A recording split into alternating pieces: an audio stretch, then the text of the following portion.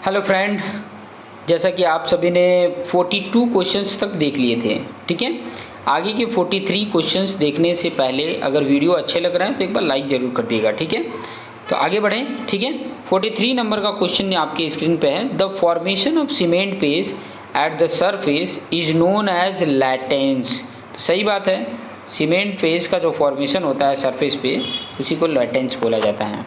Okay, आगे बढ़ते हैं। Workability of concrete is dash to the water cement ratio.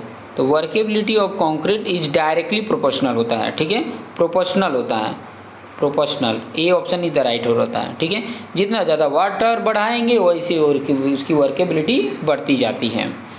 45 number देखेंगे। Workability of concrete is dash to the strength of concrete. Workability of concrete is dash to the strength of concrete. तो strength of concrete की अगर बात करें तो workability of concrete में थोड़ा सा यहाँ पर देखेंगे तो इन्वर्सली प्रोपोर्शनल हो जाता है। क्यों हो जाता है कि ज़्यादा वर्केबिलिटी रखोगे तो फिर बाद में वो पोरस हो सकता है। ठीक है, कम एकदम रखोगे, एकदम वर्केबिलिटी एकदम कम हो जाएगी, तब फिर इसमें कई सारी चीज़ें हैं, डायरेक्टली इन्वर्सली भी प्रोपोर्शनल नहीं बोल सकते हैं। ठीक है, ऐसा कोई रिलेशन नहीं है। बहुत कम अगर वर्केबिलिटी है तो उस समय हमारा स्ट्रेंथ भी कम हो सकता है। तो ये चीज़ें मायने रखता है कि एक मतलब लिमिटेड रेंज के लिए है ये कंडीशन। 46 की अगर बात करें, good method for proportioning the material weight batching सबसे गुड होता है। ठीक है, वेट बैचिंग जो होता है वो गुड होता है। जो बैचिंग किया जाता है, फ्रेश कंक्रीट का ये पॉइंट है, जो बैचिंग किया जाता है वो दो तरीके से किया जाता है। मतलब मटेरियल को कितने अमाउंट में लेना है, ये अमाउंट को लेकर जो कलेक्ट करते हैं उसको बैचिंग बोला जाता है। सीमेंट कितना लेना है, सैंड कितना लेना है, एग्रीगेट कितना लेना है, वाटर कितना लेना होता है, इसको बैचिंग बोला जाता है। तो ये दो तरीके से होता है, बाय वेट भी होता है, बाय वॉल्यूम भी होता है। तो बाय वेट सबसे अच्छा होता है। 47 की बात करें तो in volume batching 1 bag cement equal to कितना होता है, तो 35 लीटर होता है। ठीक है, 35 litre, 1 bag cement equal to 35 litre. अब लीटर को अगर मीटर क्यूब में कन्वर्ट करना हो तो क्या होता है आपको पता है, 1000 से इसको डिवाइड करना पड़ेगा। तो 1000 से डिवाइड कर दोगे तो कितना मीटर क्यूब आ जाएगा, 0.035 ये मीटर क्यूब में आ गया। ठीक है, लीटर में था, ये मीटर क्यूब में आ गया। तो वॉल्यूम इस तरीके से मिल जाएगा 1 बैग सीमेंट का। ओके, आगे बढ़ते हैं। 48 in volume batching dash percentage of bulking is take into account. कितना होता है, 20 होता है। ठीक है, density of water is 1 kg per litre, true है या फॉल्स है। तो डेंसिटी ऑफ वाटर की अगर मैं बात करूं तो 1 kg पर लीटर होता है या तो कितना होता है, ये चीज़ें पूछ रहा है। तो मतलब 1 kg पर लीटर की बात कर रहा है तो सही है या रॉन्ग है, तो ट्रू है। ठीक है, डेंसिटी ऑफ वाटर जो होता है 1 kg पर लीटर होता है। ओके, अगर आपने पढ़ा होगा तो आपको आइडिया होगा। ठीक है, 1 kg पर मीटर क्यूब होता है। अब मीटर क्यूब को लीटर में चेंज करोगे अगर मीटर क्यूब को, तो आपको ऑलरेडी मिल जाएगा 1/1000 होता है, 1000 ऊपर आएगा तो 1000 kg पर मीटर क्यूब आ जाएगा। या तो 1000 kg पर मीटर क्यूब बोलो या 1 kg पर लीटर बोलो। ठीक है, इस तरीके से है।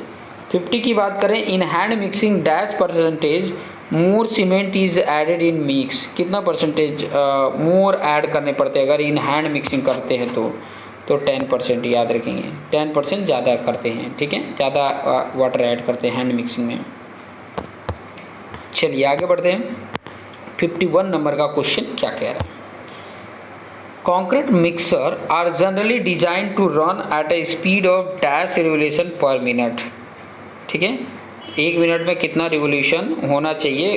जो कंक्रीट मिक्स जनरली मिक्स किया जाता है तो होता है 15 to 20 टाइम्स, ये होना चाहिए। ठीक है, जनरली ये इतना मतलब 1 मिनट में इतना रिवॉल्व हो जाना चाहिए, 15 to 20 बार। For proper mixing about dash revolution are required. Proper mixing के लिए कितना रिवोल्यूशन रिक्वायर होता है, तो यहाँ पे 25 to 30 इतना रिवोल्यूशन रिक्वायर होता है। The process of mixing transporting, placing and compacting concrete should not take more than dash minute any case. इतना मतलब इसे बोला जाता है इससे ज़्यादा नहीं होना चाहिए। तो कितने से ज़्यादा नहीं होना चाहिए? 90 मिनट से ज़्यादा नहीं होना चाहिए। ठीक है। The process of mixing, transporting, placing and compacting concrete should not more than 90 minute if any case, मतलब इससे ज़्यादा नहीं होना चाहिए, एनी केस, एनी हाउ। आगे बढ़ते हैं 54 नंबर का क्वेश्चन। 54 नंबर का क्वेश्चन बोल रहा है कॉमनली यूज रिटार्डर। अब यहाँ से आपका चैप्टर नंबर 3 एडमिक्सर यूज हो रहा है। ठीक है।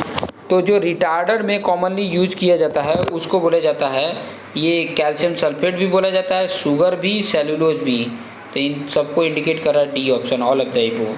ठीक है। याद रखना रिटार्डर का काम करता है, रिटार्डर का काम शुगर भी करता है, सेलुलोज प्रोडक्ट भी करता है, कैल्शियम सल्फेट भी करता है। 55 की बात कर लेते हैं। Inert material of cement concrete mix is water cement aggregate. Aggregate है inert material of cement concrete mix. Cement concrete mix में एनर्ट मटेरियल जो है वो एग्रीगेट है। ठीक है। एग्रीगेट मतलब एक तरह से एनर्ट गैस किसको बोलते हैं? एकदम मतलब बोला जाता है एकदम शांत, उदासीन। ठीक है। न प्लस में है न माइनस में, कुछ नहीं, उसमें जाके वो ऐड हो जाता है, स्ट्रेंथ गेन कराता है। 56 की बात करें, placing of concrete should preferably be done at a temperature of, कितना टेम्परेचर होता है? Placing of concrete should be preferably be done at temperature of, तो वो है E option, 27 ± 2 degree Celsius. 27 room temperature ही होता है, याद रखेंगे। आगे नेक्स्ट देख सकते हैं 57 नंबर का क्वेश्चन क्या कह रहा है, the aggregate impact value of the aggregate used in, किस में किया जाता है? इम्पैक्ट वैल्यू का किस में ज़्यादा इम्पोर्टेंट रहता है? तो बिल्डिंग कंक्रीट में अगर देखेंगे तो 45 से लेस होना चाहिए। 45 से लेस है तो बिल्डिंग कंक्रीट के लिए ठीक है। रोड पेमेंट के लिए अगर देखोगे तो 30 से उसका कम होना चाहिए वैल्यू, इम्पैक्ट वैल्यू 30 से कम होना चाहिए। रनवे जो होता है कंक्रीट का, रनवे जो बना रहता है कंक्रीट का, उसमें भी 30 से कम होना चाहिए। मतलब सभी बता रहा है तो डी ऑप्शन यहाँ पर राइट बता रहा है। ठीक है। नेक्स्ट 58 नंबर का क्वेश्चन यहाँ पर कर सकते हैं। On A grading curve the gap grading is represented by, जो ग्रेडिंग कर्व होता है the gap grading is represented by, तो किससे रिप्रेजेंट करते हैं? तो हॉरिजॉन्टल लाइन से। ठीक है। ग्रेडिंग कर्व जो बनाते हैं gap grading is represented by horizontal line से बनाते हैं, हॉरिजॉन्टल लाइन, ये याद कर सकते हैं। ठीक है। 59 नंबर देखेंगे तो बल्किंग ऑफ सैंड की बात कर रहे हैं। तो जो बल्किंग ऑफ सैंड होता है वो क्या होता है? Swelling of sand when wetted. जब वो वेट होता है तो क्या होता है? सैंड स्वेलिंग करने लग जाता है, उसी को बोला जाता है bulking of sand. Swelling of sand when wetted is called as a bulking of sand. इस तरीके से आप डेफिनेशन भी लिख सकते हैं। 60 नंबर का देखेंगे, curing of payment floors roofs and slabs. ठीक है। उसका मतलब किस तरीके से होता है? पेमेंट का हो, चाहे फ्लोर का हो, चाहे रूफ का हो, चाहे स्लैब का हो, तो उसका जो क्यूरिंग होता है वो किस तरीके से होता है? तो वो होता है पॉन्डिंग मेथड द्वारा। कई सारे ये सब क्यूरिंग के मेथड ही हैं, membrane method, पॉन्डिंग method, covering surface with bag, sprinkling water method या सैडिंग कॉन्क्रीट मेथड, ये सब क्यूरिंग के मेथड हैं। लेकिन जो फ्लोर का होता है, रूफ का होता है, स्लैब होता है, वो पॉन्डिंग मेथड। पॉन्ड जैसे पॉन्ड में पानी भरा रहता है ना, वैसे इसमें पानी भर दिया जाता है, क्यारी बना के और पानी भर दिया जाता है। ठीक है। तो ये चीज़ें देख सकते हैं, बी ऑप्शन। नेक्स्ट आगे देखते हैं 61 क्या बोल रहा है। 61 pick up the incorrect statement from the following. यहाँ पे इनकरेक्ट बताना है। तो पहला देखो, with passage of time the strength of cement increase. जैसे जैसे समय बीतता जाता है तो सीमेंट का स्ट्रेंथ जो है इंक्रीज करेगा। नहीं, ऑब्वियसली ये तो गलत ही है, ये रॉन्ग है, मतलब यही रॉन्ग ही की बात की है। इनकरेक्ट स्टेटमेंट तो यही इसका राइट हो जाएगा। With passage of time strength of cement decrease, सही बात है। After a period of 24 month the strength of cement reduce to 50%। जैसे ही मतलब 24 महीने के बाद देखेंगे तो जो सीमेंट का स्ट्रेंथ होता है वो 50% कम हो जाता है। ठीक है। सीमेंट का सिर्फ पूछ रहा है, the concrete made with storage deteriorated cement gain strength with time, obviously. तो यहाँ पर ये ए ऑप्शन राइट था। 62 देख सकते हैं, the surface where two successive placement of concrete meet is known as, तो उसको क्या बोला जाता है, तो उस जॉइंट को जो बोला जाता है उसको कंस्ट्रक्शन जॉइंट बोला जाता है। ठीक है, दो सक्सेसिव प्लेसमेंट ऑफ कॉन्क्रीट जहाँ पे मिलते हैं दो सरफेस, उसको बोला जाता है कंस्ट्रक्शन जॉइंट। सी ऑप्शन यहाँ पर राइट है। ठीक है, आगे ये भी आप सर्च करके लिख लेना, कॉन्ट्रैक्शन जॉइंट क्या होता है, एक्सपेंशन जॉइंट क्या होता है, तो ये चीज़ें भी आप मतलब लिख सकते हैं। ठीक है, 63 नंबर देखिए, an excess of flaky particle in concrete aggregate, जब एक्सेस होगा तो क्या होगा, decreases of workability, obviously rounded रहता है तो वर्केबिलिटी इंक्रीज करता है, तो ये कम करे, increase the quantity of water and sand, obviously affect the durability of, सभी राइट है। ठीक है, जितने दिए more than 50% of not desirable, ये भी चीज़ें सभी राइट है। ओके, नेक्स्ट 64 नंबर का क्वेश्चन देखेंगे। ISI has specified the full strength of concrete after 7 days, 14 days, 21 days, 28 days, 35 days, actual right कौन सा है, 28 days हम कंसिडर करते हैं। ठीक है, 28 days।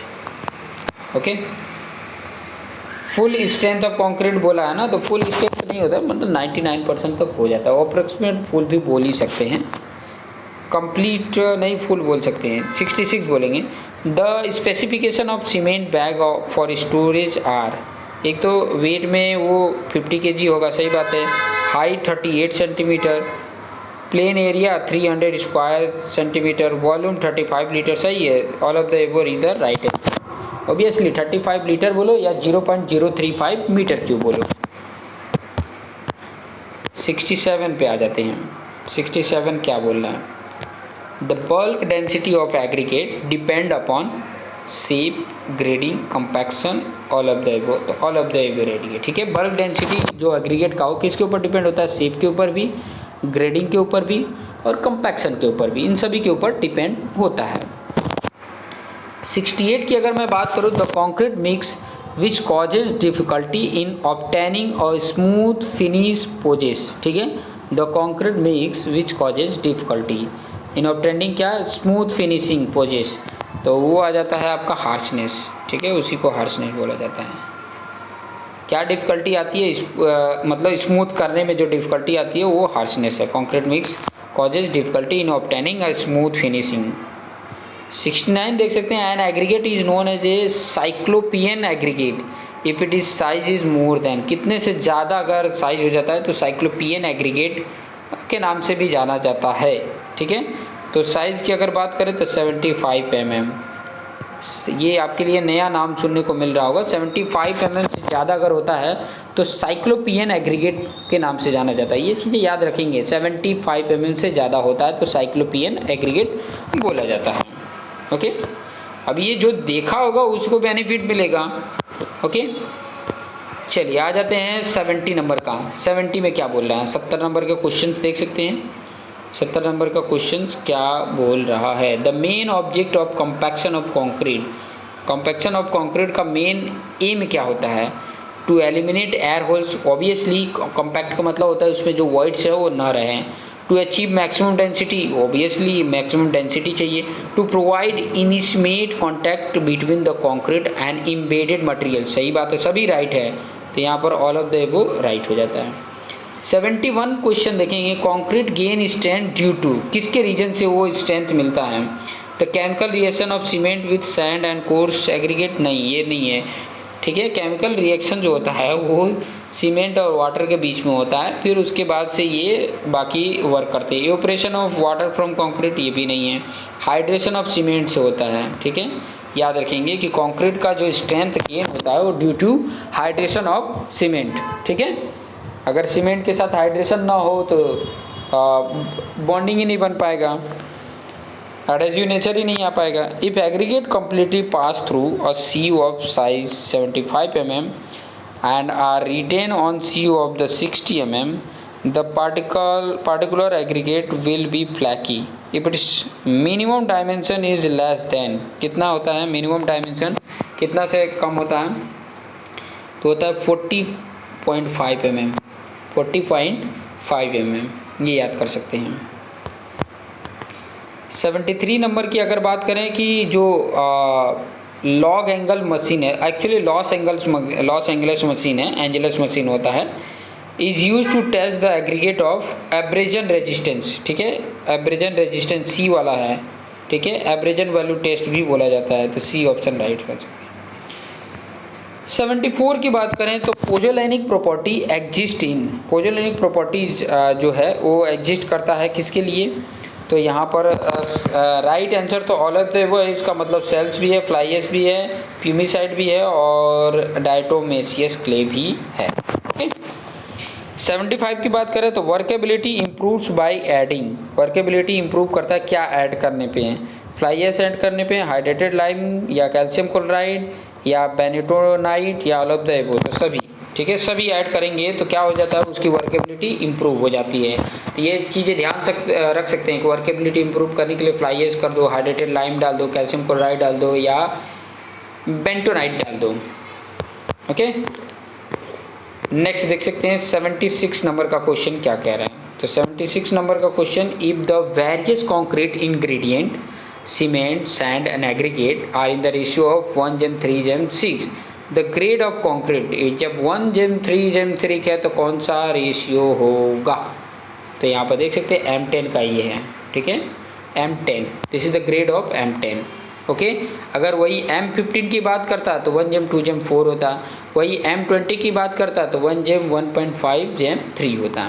Okay, 77 gypsum is added for, colour के लिए, स्ट्रेंथ करने के लिए या controlling setting time, controlling setting time, flash setting के प्रिवेंट करने के लिए ये यूज किया जाता है, फ्लैश सेटिंग को कंट्रोल करने के लिए। 78 अगर यहाँ पर देखेंगे तो cement use for normal concrete construction is obtained by burning of mixer of, क्या बर्निंग ऑफ मिक्सर ऑफ क्या है, सिलिशियस एंड आर्गिलेशियस मटेरियल या आर्गिलेशियस एंड कैल्केरियस मटेरियल या सिलिशियस एंड कैल्केरियस, तो सिलिशियस, आर्गिलेशियस एंड कैल्केरियस मटेरियल, ये डी ऑप्शन है, ठीक है। सीमेंट जो यूज करता है नॉर्मल कंक्रीट कंस्ट्रक्शन में, तो ये चीज़ें आ जाती हैं। नेक्स्ट देख लेते हैं, दो क्वेश्चन और देख लेते हैं, ठीक है, चलिए 79, 80 और 81 ये इतना क्वेश्चन देख लेते हैं। 79 क्वेश्चन देखेंगे तो in slump test each layer of concrete is compacted by a steel rod 60 centimetre long and of 60 mm diameter for, किसके लिए होता है, कितने टाइम होता है, स्लम टेस्ट जो कर रहे हैं उसमें each layer concreting compacted by steel rod से जो करते हैं वो 25 टाइम्स होता है, ये आप देख सकते हैं 25 टाइम्स, ठीक है, 25 टाइम टैंपिंग करते हैं, टैंपिंग का, इसको टैंपिंग करना भी बोला जाता है। 80 में देखेंगे efflorescence in cement is cause due to the excess, ये भी चीज़ें मैंने बताया है कि एक्सेस अमाउंट में जब एल्कली हो जाता है तो एफ्लोरेसेंस आ जाता है। 81 देखेंगे slump test of concrete is measure of its, slump test जो कंक्रीट का किया जाता है वो measure of its consistency, compressive strength, tensile strength या इम्पैक्ट वैल्यू, तो कंसिस्टेंसी बताता है, वाटर कितना ऐड करना चाहिए कितना नहीं ऐड करना चाहिए वो स्लम टेस्ट बताता है। सो वीडियो अच्छा लग रहा है तो लाइक ज़रूर करें, अपने दोस्तों को शेयर भी करें, ठीक है, शेयर करो, ठीक है, और बीच बीच में अगर वीडियो अच्छा लग रहा है तो शेयर कर दो, चैनल को सब्सक्राइब नहीं किए तो सब्सक्राइब भी कर दो, ठीक है, तो ये ज़रूर करना ना भूलें।